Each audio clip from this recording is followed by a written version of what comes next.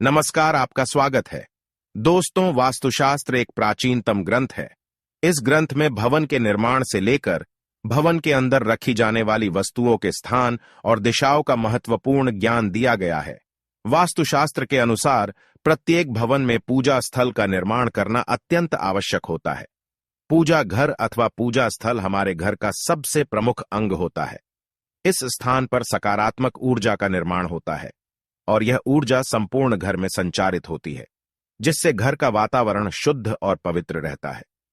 पूजा घर बनवाते समय भी हमें वास्तु के नियमों का पालन जरूर करना चाहिए, क्योंकि शास्त्रों में पूजा घर के संबंध में बहुत ही महत्वपूर्ण नियम बताए गए हैं।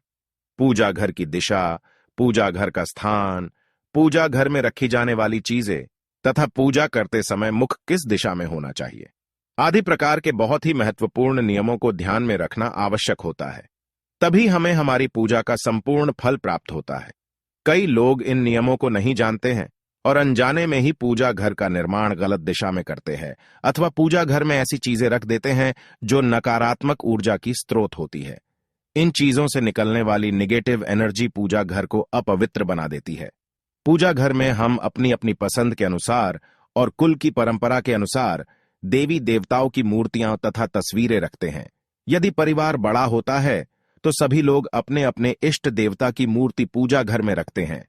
जैसे हर मनुष्य का जन्म अलग अलग राशि में होता है, तो उसके ऊपर एक विशिष्ट देवता की कृपा बनी हुई होती है।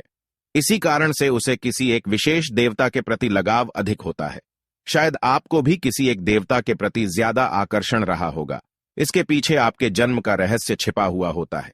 वास्तुशास्त्र के अनुसार पूजा घर में देवी देवताओं की मूर्तियां अथवा तस्वीरें सीमित होनी चाहिए। एक ही देवताओं की अधिक मूर्तियां भी नहीं रखनी चाहिए। मूर्तियां रखते समय उनका मुख सही दिशा में रखना आवश्यक होता है, तभी वह मूर्तियां सिद्ध होती है। पूजा घर में बहुत ज्यादा मात्रा में मूर्तियां रखना भी अच्छा नहीं माना जाता, क्योंकि प्रत्येक देवता की पूजा पद्धति में थोड़ा फर्क होता है और अगर आप सभी देवताओं की पूजा एक ही पद्धति से करते हैं तो इसके अशुभ परिणाम प्राप्त होते हैं। इसीलिए जिन देवताओं की पूजा विधि आपको पता है, केवल उन्हीं की मूर्तियां अथवा तस्वीरें रखनी चाहिए। कुछ देवताओं को उग्र माना जाता है और उनकी पूजा विधि भी अत्यंत कठिन होती है, इसीलिए उनकी मूर्ति पूजा घर में नहीं रखनी चाहिए। इसीलिए आज हम आपको पूजा घर से संबंधित उन सभी महत्वपूर्ण नियमों के बारे में बताने जा रहे हैं जो आप सभी को पता होने चाहिए। अगर आप शास्त्रों में बताए गए इन नियमों के अनुसार पूजा करते हैं तो आपको आपकी पूजा का फल निश्चित ही प्राप्त होगा, इसमें कोई शंका नहीं है। तो चलिए जान लेते हैं पूजा घर से संबंधित नियमों के बारे में। सबसे पहली और बड़ी गलती जो अक्सर हम सभी से हो ही जाती है, वो है मंदिर को अस्वच्छ रखना। पूजा घर में मंदिर को, जिसमें आप भगवान को स्थापित करते हैं, कभी भी अस्वच्छ नहीं रखना चाहिए। साथ ही हमें भी पूरी तरह से स्वच्छ होकर ही पूजा घर में जाना चाहिए। चप्पल जूते पहनकर या गंदे पैरों से पूजा घर में नहीं जाना चाहिए। दूसरी महत्वपूर्ण बात यह है कि हमारे पूजा घर का दरवाजा कभी भी दक्षिण दिशा में खुलने वाला बिल्कुल भी नहीं होना चाहिए। दक्षिण दिशा मृत्यु के देवता यमराज की दिशा मानी जाती है। इस दिशा में भगवान के लिए लगाए गए दिए की ज्योत भी नहीं होनी चाहिए। इसी प्रकार से देवी देवताओं के मुख भी दक्षिण दिशा में कदापि नहीं होने चाहिए। साथ ही यह भी ध्यान रखें कि देवी देवताओं के मुख एक दूसरे के आमने सामने ना हो। तीसरी बात है, पूजा घर में कभी भी खड़े हुए और नाचते हुए गणपति की मूर्ति न रखे। तांडव करते हुए भगवान शिव की मूर्ति अथवा तस्वीर ना हो। हनुमान जी की तथा माता की रौद्र रूप में फोटो या मूर्ति कभी भी नहीं लगानी चाहिए।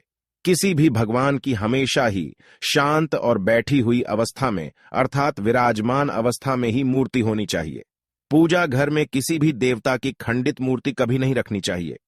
चौथी बात है, पूजा घर में भूल कर भी किसी जीवित या मृत व्यक्ति की तस्वीर देवताओं के साथ नहीं लगाएं। यह बिल्कुल भी शुभ नहीं माना जाता है। कई लोग साधु संतों की तस्वीरें अथवा मूर्ति पूजा घर में भगवान के पास रख देते हैं। वास्तुशास्त्र में ऐसा करना शुभ माना नहीं गया है। घर के मंदिर में पूजा के लिए मूर्तियां रखी जाए या तस्वीरें, किसी भी देवता की एक से अधिक नहीं होनी चाहिए। साथ ही उन तस्वीरों या मूर्तियों की ऊंचाई 4 या 5 इंच से अधिक नहीं होनी चाहिए। जहां तक घर के मंदिर में शिवलिंग रखने का प्रश्न है, तो घर के मंदिर में 2 इंच से बड़ा शिवलिंग नहीं रखना चाहिए। यदि आपको अपने घर के मंदिर में बजरंगबली हनुमान जी की मूर्ति रखनी है, तो बाजार से खरीद कर ऐसी मूर्ति लाइए जो बैठी हुई अवस्था में आशीर्वाद देती हुई हो। घर के मंदिर में रखी जाने वाली देवी देवताओं की मूर्तियां या तस्वीरों के मुख प्रसन्न चित्त होने चाहिए। मंदिर में रखी गई मूर्तियों के बीच में कुछ दूरी अवश्य ही होनी चाहिए। घर के मंदिर में माता काली, भैरव जी और शनिदेव जी की मूर्ति रखना वर्जित है। पांचवी बात है, हमारे प्राचीन हिंदू शास्त्रों में 5 देवों की प्रतिमा पूजा बताई गई है।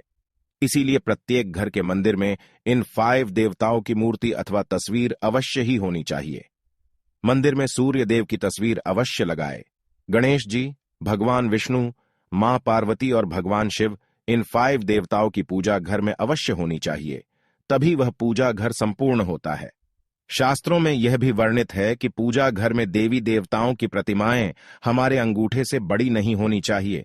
यदि इससे बड़ी मूर्तियां हम रखते हैं तो उनकी प्राण प्रतिष्ठा करानी चाहिए और उनकी विशेष पूजा के नियमों का पालन करना चाहिए। ध्यान रहे, पूजा घर में भूल से भी किसी भी देवी देवता की खोखली मूर्ति नहीं रखनी चाहिए। मूर्ति मिट्टी की हो अथवा धातु की, वह कभी खोखली ना हो। ऐसी मूर्तियां जल्दी खंडित हो जाती है। मंदिर में चित्र लगाते समय ध्यान में रहे कि देवी देवताओं के चित्र फटे हुए अथवा धुंधले ना हो। छठी बात है, घर में देवी देवताओं की उग्र प्रतिमाएं अथवा चित्र भी ना लगाएं। भगवान का जो रूप आपको प्रिय हो वही रूप आपके सामने होना चाहिए। देवताओं के उग्र रूप से मन में भय की स्थिति निर्माण होती है।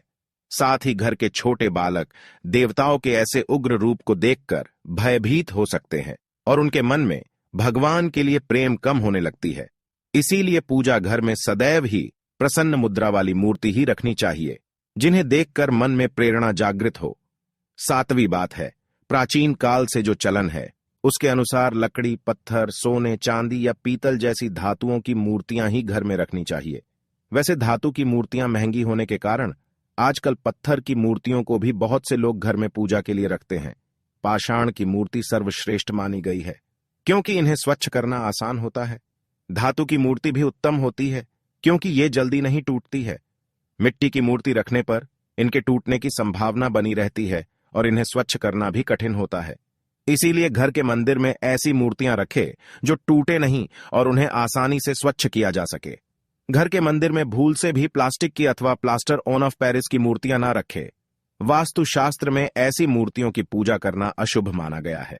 8वीं बात है, वास्तुशास्त्र के अनुसार घर में मंदिर का स्थान कहाँ पर होना चाहिए। दोस्तों, भगवान तो इस संसार के कण कण में विराजमान है, लेकिन जहां बात करें मंदिर की तो उसके लिए निश्चित स्थान की आवश्यकता होती है, ताकि ईश्वर का स्मरण करते समय हमारा ध्यान केंद्रित हो।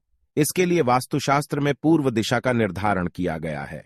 यदि मंदिर को पूर्व और उत्तर की दिशा के मध्य में बनवाया जाए तो यह सर्वोत्तम होता है, क्योंकि यह स्थान सकारात्मक ऊर्जा का स्थान होता है। इसी दिशा से सकारात्मक ऊर्जा घर में प्रवेश करती है।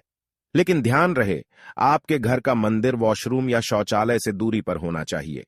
अपने घर का पूजा स्थल ऐसे स्थान पर कदापि न बनाएं जहां पास में वॉशरूम हो, क्योंकि वॉशरूम या शौचालय नकारात्मक ऊर्जा का क्षेत्र है। ऐसे स्थान पर मंदिर बनाने से अशुभ परिणाम प्राप्त होते हैं। पूजा करते समय नकारात्मक ऊर्जा आपको प्रभावित कर सकती है। पूजा घर शयन कक्ष में भी नहीं होना चाहिए। 9वीं बात है, घर के मंदिर के संबंध में यह एक महत्वपूर्ण बात यह भी है कि जहां तक हो सके घर का मंदिर आपके उठने बैठने की जगह से ऊंचा होना चाहिए, क्योंकि सभी देवी देवता का स्थान हम सबसे ऊंचा है। यदि घर में पूजा के स्थान के लिए एक अलग ही कमरा दिया जाए तो सर्वोत्तम होगा। घर के मंदिर में कभी भी बिखरा हुआ सामान नहीं होना चाहिए। देवी देवताओं की मूर्तियां, पूजा सामग्री एवं अन्य धार्मिक पुस्तकें आदि अपने अपने स्थान पर रखी होनी चाहिए। कभी कभी ऐसा देखा जाता है कि लोग लापरवाही में पूजा स्थान पर वस्तुओं को बिखरा कर रखते हैं। ये वस्तुएं हमारी पूजा में बाधा निर्माण करती है, जिससे हमारा ध्यान भटकने लगता है। इसीलिए पूजा घर में सामग्री को सदैव ही व्यवस्थित रखना चाहिए। घर के मंदिर में पूजा करने के बाद जली माचिस की तीली, मुरझाया हुआ फूल, जली हुई काली बाती आदि को हटा देना चाहिए। अपने पूजा स्थल को साफ सुथरा रखना चाहिए। घर के मंदिर में बिखरी और जली हुई माचिस की तीली नहीं होनी चाहिए। यदि दीपक जलाने के लिए आपने पूजा घर में माचिस रखनी ही है तो उसे किसी कागज या कपड़े में छिपाकर रखना चाहिए। उसे सामने नहीं रखना चाहिए। दीपक जलाने के बाद बुझी हुई माचिस की तीली को इधर उधर नहीं फेंकना चाहिए, बल्कि उसे डस्टबिन में डाल देना चाहिए। ध्यान रहे, पूजा घर में लाइटर आदि चीजों का प्रयोग दीपक